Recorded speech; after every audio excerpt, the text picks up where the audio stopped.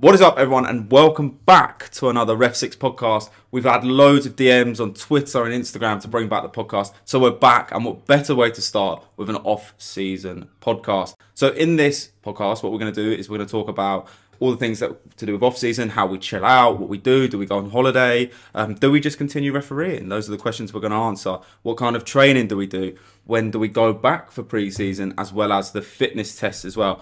But we're going to do a new section in this podcast today, and I'm going to let Durso introduce it. So we're just going to get your minds going, and I'm just going to pose a few laws of the game questions for you. We'll give you the answers, towards the end of the episode of the pod, and obviously just have a think about your answers in between and see what you come up with. See if you get them right. Let us know in the comments.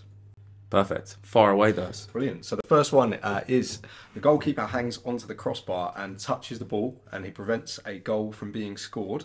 What is the correct decision? The second question is play is restarted with a drop ball for team A. After the ball has touched the ground, an opposing team player from team B has remained more than 4 meters away, comes up and plays the ball first. What is the correct decision? And the third and final question for this episode is a player has accidentally lost a shoe or a boot during the match. As the ball is in play and the player's team is attacking, the player remains on the field. He gets the ball and makes a pass to a teammate who scores. What is the referee's decision? So those are your 3 law questions. And as I say, we'll go through the answers towards the end of the pod. Amazing. So my first question, into introducing the pod, is do referees have an off-season? The short answer, no. Yeah. Absolutely not. In terms of the off-season, we might have a bit of time where we maybe train a little bit less. We give ourselves a bit of time to relax. But realistically, it's a 365-day-a-year job. And no, we don't really have an off-season as such. We might label it as an off-season, but we never really stop working, I suppose. Yeah, I agree. I think the word off-season to me is very much, do I referee in that period? No, that would be the off-season. So I break it down into 2 before the season starts, and I don't know how you do it. So my off-season is between now, which was the last game of the season. Last week we did the end-of-season review, which was roughly our last games. So that was the 4th official for me. That's when my off-season starts, the day after that. Yeah. So that's Sunday. And then it goes all the way until the day I pass the fitness test. So we have the fitness test coming up on the 18th of June. 18th of June, yeah. 18th of June, so a couple of weeks. And then the day after the fitness test is done is when pre-season begins. Yeah. That's my the transition between off-season and pre-season. So what's that? 6 weeks? Possibly maybe less. Maybe yeah, 5 weeks. 5 weeks. So that's my off-season. In terms of periods, that's how I'd declare it. I know there's a lot of tournaments and stuff, but I tend to stay very much away from refereeing in that period. I don't know. What about yourself? Yeah, you speak about tournaments. I personally haven't really done a summer kind of refereeing tournament for quite a long time. The last one I actually worked was actually not even in the capacity as a referee. It was actually more with helping the organisation and running of the tournament. So yeah, I haven't really done anything like that for a long time. And I mean, I think according to FA rules, you're not actually allowed to play pre-season friendlies during the month of June anyway. Oh, really? Clubs are not allowed to do that. So obviously, as referees, we wouldn't have any games to referee. Unless there are like charity games. Yeah, I think charity games are allowed, but actual proper friendlies or pre-seasons or non-competitive fixtures aren't actually allowed unless they're charity fixtures, I suppose. Interesting. Obviously, you might have 5-a-side or 6-a-side where some referees are still involved, but same as yourself, not really involved in actively refereeing anything in any capacity until after that last game through to pre-season, which we'll cover another time. Another pod, yeah, that will be another pod. My big question is, and I'm sure a lot of people listening as well, like, we spend 9 months thinking about football, living and breathing. How do you switch off? Like, do you have any techniques? Do you have any hobbies? Obviously not, you're a referee, that is your hobby. But do you have any ways that you switch off during the season, off season? Obviously taking a holiday, going away is always the number one kind of easiest answer to that, I suppose. Have you been on any this year? So lucky enough to go to Skiathos in Greece, so that was very enjoyable for my sister's wedding, and it was a great week away, just relaxing and just chilling out in the sun. So much needed. Did manage to go out for one run while I was there. So you're still training. Just to keep ticking over. I wanted to go at least twice, but realistically, the vibe of being on holiday was, the run was not in keeping with that. So just the one time. No, nice. Yeah. Anything else that you do? I think just not thinking about football at all for a period of time, for at least maybe a week or two, giving myself some time just to not have any football involvement whatsoever. Still training, still trying to keep fit, but maybe not quite as often as I would normally train. Like obviously, it's not a regime that I would follow during like a week's training with games in between in terms of specifically designed like a training plan around the fixtures that I've got. So yeah, just still training, but switching off and just spending extra time with friends and family that I don't sometimes get to do during the season. Obviously, we both work full time Monday to Friday during the week, and our weekends are then dominated by football. So I think it's really important for us to spend the off-season time with friends and family. Yeah. We might not be able to see as often as we would do, kind of August all the way through to April and May. Yeah, no, that's a good point as well. I'm slightly different in terms of I find the off season is the time for me to really train. The benefits of like training in the off season with no games to prepare for, I can train heavier squats, lift heavier, really develop my power and speed that I'll need. You don't have to worry about that fatigue that you. Yeah, coming into match day, I don't have to peak every Saturday. I can like batter my legs basically and then go again. Work on more speed, power. Squatting heavier, deadlifting more. To build power going into the season. So I'm coming into pre-season probably fitter than I was last year in terms of more speed and power.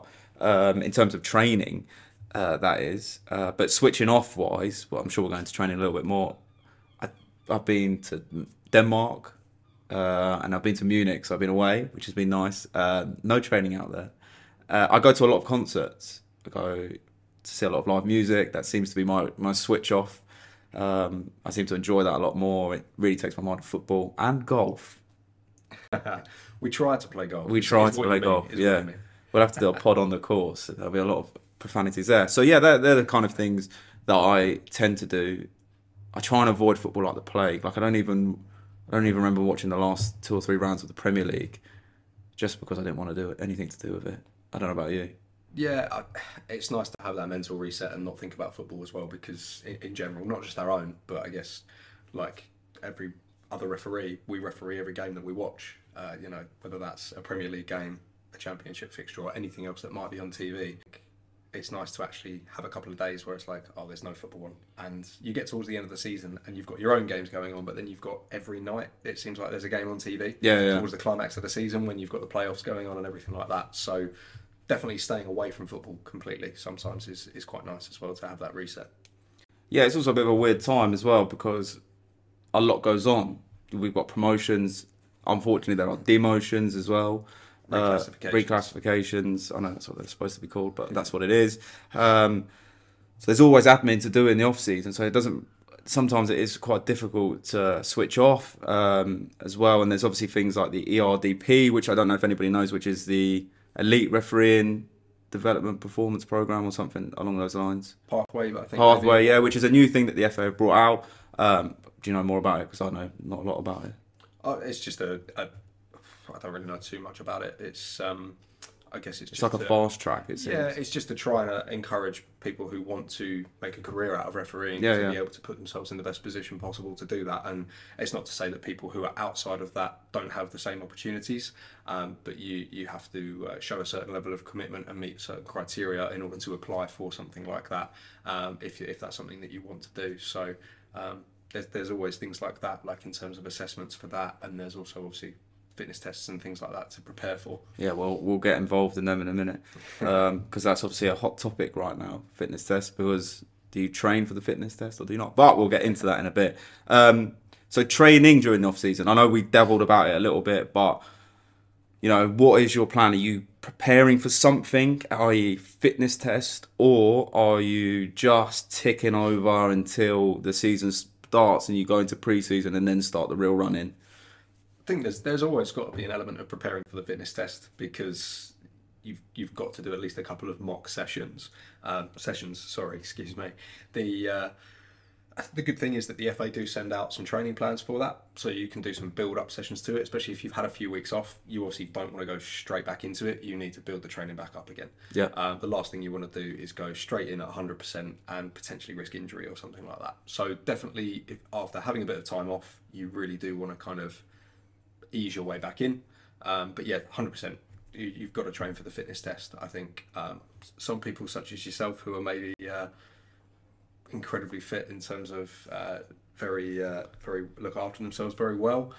I think maybe it's just something that naturally comes to you as someone who has an experience of running anywhere in terms of athletics kind of background. That's great, but I think for someone who doesn't necessarily have that, someone who really kind of has to work towards training towards a fitness test, it's a really important part of your preparations.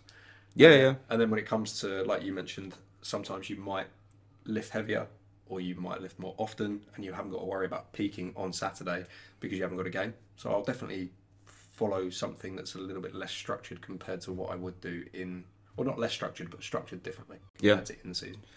You obviously alluded to fitness test, and the FA do send around plans to us occasionally. You more than me as a step one assistant. But if you are looking for fitness plans and fitness advice, then I will leave a link in our description to the REFSIX fitness plan, where it has loads of different plans, loads of different programs that you can download for free.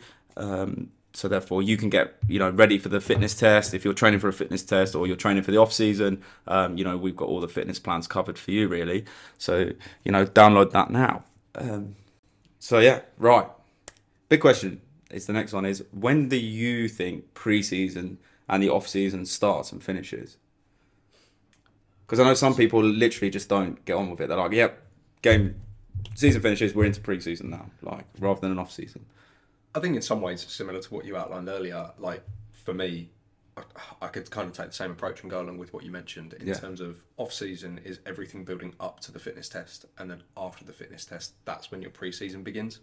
But maybe for me, after the fitness test, because I'm training for that and I'm putting some effort in to be ready for it, I also want to take my time off after the fitness test, which I think is important to have that reset after that as well. So for me, it would probably be after the fitness test, but maybe a week to 10 days after is still off-season period. A week to 2 weeks after the fitness test will be when my kind of pre-season starts. So I've really had that downtime where I will almost do nothing for a period of time to let the body rest and recover really. Yeah, no, that's sensible. Do you do a lot of do you take any massages or, that seems to be, like I said a hot topic a lot. That's going to be word of the podcast. That seems to be a thing that's coming more and more into, especially our level, and I would recommend anyone doing more than 2 games a week to get one. Some of these referees are doing 3 or 4 games a weekend. I don't know how they do it, but it's important to get your legs back into the right shape going into the season. Is that something you do a lot? Yeah, it's actually something for the last 2 seasons I've actually incorporated a sports massage into my routine. Pay for it out of my own pocket. It's just something that I think is a worthwhile investment. It's if you find the right place and somewhere that does it well for you, you can do that for less than a full match fee. Obviously, depending on the level that you're operating. If you're doing 4 games a weekend, it's if you're doing 4 games a weekend, it's going to be a massively worthwhile investment for you because it's not going to have a massive dent in the money that you've made over the weekend. But I think that's definitely something that I'd recommend to anyone else. I do it once every 5 weeks, I think, is what my masseur recommends, and you don't need to do any more than that because that might just actually be too much on the legs. But yeah, it's definitely something I'd recommend, and it's definitely something that I think has improved. Just keeping my legs in the right place and where they need to be for the long season. Yeah, interesting. Do you miss football? During the time that it's off, I think I do have some kind of days where I miss football, miss the routine, but I also appreciate the time off. Because it's not just match day that keeps you busy, it's the training days, it's getting everything ready, it's planning your journeys, it's planning everything else around football really, because football is such a high priority. So I do miss it, but I also really do enjoy not having to think about it for a couple of weeks. Yeah, it's nice. Yeah, no, that's fair enough. I'm yet to miss it. I think it'll be one of those things, and we'll discuss it in the pre-season pod, that as soon as we're back in that first game back, I'll probably be like, oh yeah, I've missed this. But That is what it is. And a topic we get asked a lot about is the fitness tests. Now, like I said, we're training. Both of us are still training. I know I come from a different background and I put a lot of work in during the season as well to keep me ready. But what are the fitness tests? So there are 3 fitness tests. And do you know them off by heart? No, you're testing me now, so you're going to have to enlighten me, I'm afraid. So there's a level 4 fitness test, there is a level 3 fitness test, and there is a what we would call the SG1 fitness test. Yeah. So level 4 fitness test, they're all the same run, but they're just a little bit faster or a little bit slower. Different on the timing. Yeah. So the level 4 is a 75-meter run and a 25-meter walk, and you have to do, I believe it's the 75 meters in about 25 seconds, 22 seconds. I thought it was 15 seconds, I think. Oh, yeah, and then the recovery, yeah, it's like 18 seconds and then 22 seconds recovery. Yeah. And then it's like, for the level 3, it's like 15 seconds to run 75 meters and a 20-second recovery. 22 second recovery. Yeah, because that's what we're going to run. And then for the SG1 boys and girls, which is obviously the Premier League and FIFA, it is 15 seconds running, 18 seconds recovery. Yeah. So there's a lot going on there. You said you're training for it now.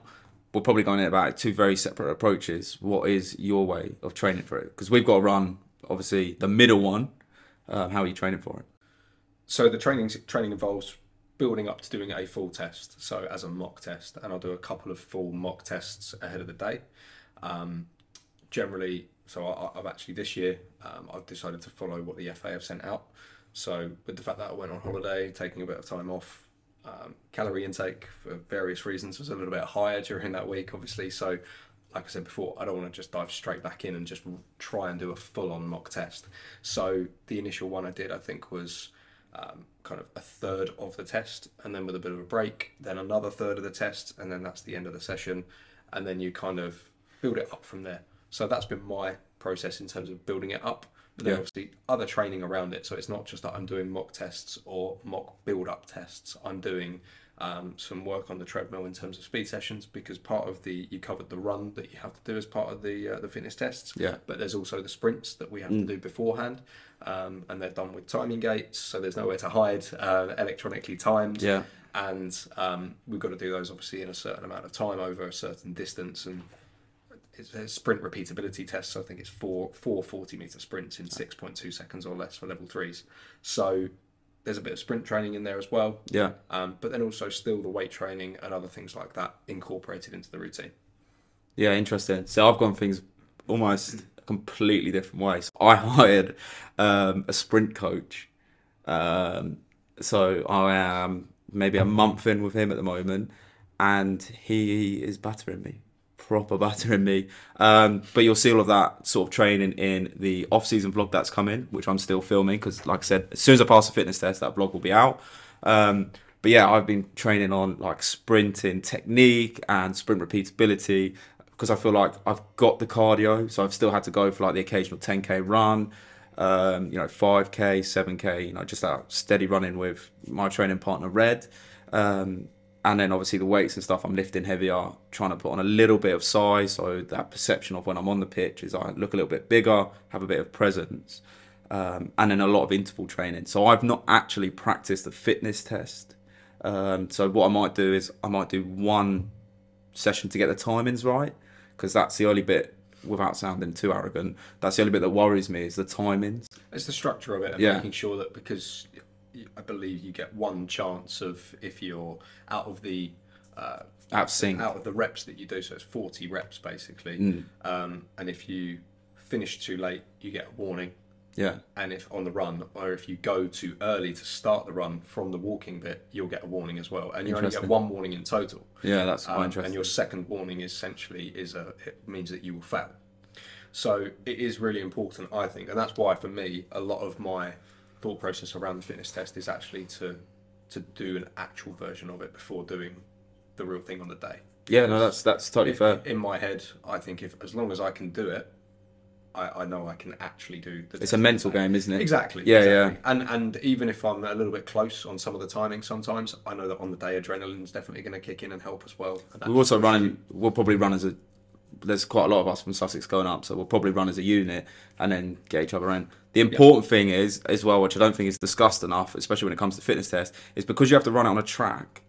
If you run it in different lanes, you run potentially more. Yep. So if you, especially around a bend, if you run in lane 3 or 4, you're running about 20 metres more a lap, which will take its toll. So it's always about alternating out, so everyone gets a turn to run on the outside and run on the inside, so that you work as a team as well, which I think is a big team event. What are your thoughts?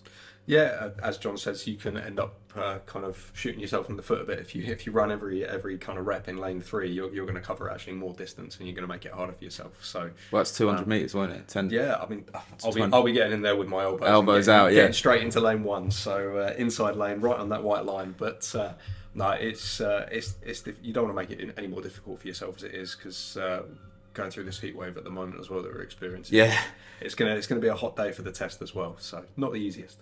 No, I agree. And one of the things I've done as well about training is I've run at the same time on a Saturday, or at the weekends I've run the same time the fitness test will be, so I can get a gauge of how hot it's going to be. I've not done the test, but I've done interval training, or I've gone for a 10k run at the same time. So at least like my body is kind of like, it's going to be this hot. Yeah, acclimatising to that's at that time of day. Yeah, so that's the thing. Obviously, one of the exciting things that's coming into the off-season that hasn't been announced yet is there is potentially a new FA badge this year. So, and the level 4s are getting kit and level 3s are getting kit. So that's quite exciting for us. So hopefully we can review that. And I don't know what it's going to be. Do you? Not sure. I imagine that the shirt is going to be the current Nike shirt, and I believe it might be a mid layer that you get as well to warm up in. I think that the FA quite rightly would like us all, as teams of match officials, as teams of 3 or 4, depending on what level you're operating at, or what kind of stage of the season you're at in terms of playoffs, where you always have a 4th official. They would like us all to look the same. I think that's great. And it's great. It's all about perception. We talked about perception before, and that is really important. And everyone turning up looking the same does look great for when you get to the game, and for when you're warming up, and for when you're being out there. So at the end of the day, as much as some teams or some clubs don't necessarily like us to say it, there are more than just 2 teams out there. There is that 3rd team, and we are ultimately a team and working together as match officials. So we might as well all be wearing the same thing, looking more like a team. Yeah, no, I agree. And I know this might split the room a little bit, but we're going from Vault and black to Obsidian and black, or grey and black in terms of normal colours. Yeah. Trying to be too smart. Thoughts? Did you prefer the black and yellow Vault, or do you prefer what will be grey and black? I think you and I are going to have differing opinions on this.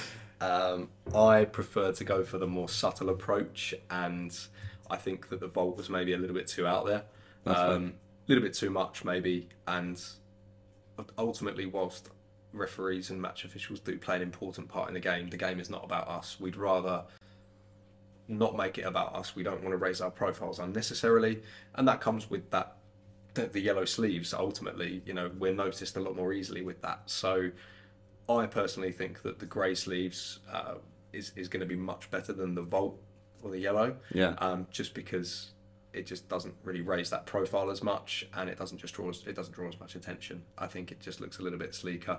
Let the clubs have the bright colours and the fun stuff, and let the referees stick to the standard kind of black, white, grey, and that's absolutely fine by me. But I know that this man's going to disagree with me. Yes and no. I'm going to disagree with the fact I liked the Vault colour, as in I train in it. I like it. I think it's a nice kit. The Nike stuff this year has been quite top notch. Yeah. Better than previous years in my opinion. So I actually like the Vault. I agree with you in terms of grey and black, staying slick, get in, get out is obviously always my approach. Get in, get out. And obviously in grey you could slip into the crowd and disappear into the distance. I just think it's important, and the FA have nailed it this year, is that we're all going to look the same. It doesn't matter what colour it is, to be honest. We're all going to look the same. And I think that, walking in as a team of 3, all looking the same, you're going to instantly go in with confidence, and people are going to be like, yeah, they're here to rock up and do the job. Yeah, and I think that's the important thing. It doesn't really matter the colour, but I did like the Vault.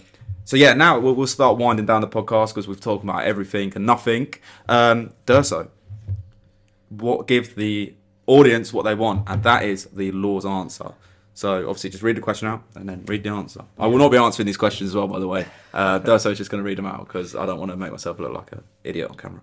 So the answer to the first question, where the goalkeeper hangs onto the crossbar, touches the ball and prevents a goal from being scored, the correct decision is that the referee will award an indirect free kick for any offence not mentioned in the laws, for which play is stopped to send off the goalkeeper for denying the team a goal. The free kick will be taken from the nearest point on the goal area line, or in old money terms, the 6-yard area line. And that runs parallel obviously to the goal line, so if the offence took place kind of towards one of the posts on the goal line, it will be taken closer to one of the posts, but on that 6-yard line, or the goal area line as it's now called. So a bit of an interesting one that probably doesn't come up too often. I tried to pick out a few questions. I was going to say, starting the law questions off with a belter. Tried to pick out a few questions here where things don't come up very often, because these are the ones that catch us out, and these aren't the straightforward ones that we're always going to get right. And these might happen maybe once a season, maybe once in a career. Yeah. But it's important that we get these right, especially a game-changing decision like this one. Absolutely. We're all here for learning on the REFSIX pod. So on the second one, where plays restarted with the drop ball, I won't go into the question fully because you can jump back in the video and have the whole question if you really want to. If you're also watching, we'll put a little picture of the screen of the laws of the game as well, so you can have a look at that. Yeah, and so with regards to the drop ball question, that said, basically the referee will allow play to continue in this situation. It's permitted as Law 8 actually only requires that all players, except the player for whom the ball is being dropped, remain at least 4 metres from the ball until it's in play, which is when it touches the ground. It doesn't actually have to be played by the player who is receiving the ball from the drop ball to be in play. The ball is in play as soon as it touches the ground. And the third and final one of today's. Yeah, so the final one is where the situation in which the player has lost his shoe or boot. And basically the law says that a player whose footwear is lost accidentally must replace it as soon as possible and no later than when the ball next goes out of play. So in this situation where the ball remains on the field of play and in play, because the player has basically played the ball prior to the ball going out of play, the player who they've played it to scores a goal, that goal is actually still awarded, even though the player who made the pass didn't actually technically have the full correct equipment on at the time. That's mad. Yeah, it's another obscure one, and kind of these are the ones that come from the Q&A section of the Laws of the Game app, which everybody can get, or the IFAB app. Yep. And I just encourage people to regularly read through them if you've got nothing better to do with your time like me. But yeah, just basically it's really important that obviously we get these things right on the pitch on the day, and by having a read through of those regularly, you give yourself a much better chance of doing that. No, I agree. And, if you're listening or watching along, and there's something that you want us to cover in terms of law questions or scenarios that you've got, a bit like we do with the vlogs, send us them in to, obviously, DM us at REFSIX on Twitter, REFSIX, and Facebook. Would you believe it? REFSIX. Or drop me an email at jon@refsix.com. But Durso, thank you for the new season of the REFSIX podcast. It's good to be back. Next time it will be after our first pre-seasons, which I'm quite looking forward to. Are you? Yeah, not got too many lined up this year. Don't want to burn myself out before the start of what's going to be another long season, but looking forward to getting going again. Good, right. So next time we talk, we'll have passed the fitness test. Fingers crossed, everything will be fine. And then we'll be talking about pre-season. So thanks very much for watching this weekly vlog. Please like and subscribe, and we will see you at the next REFSIX podcast.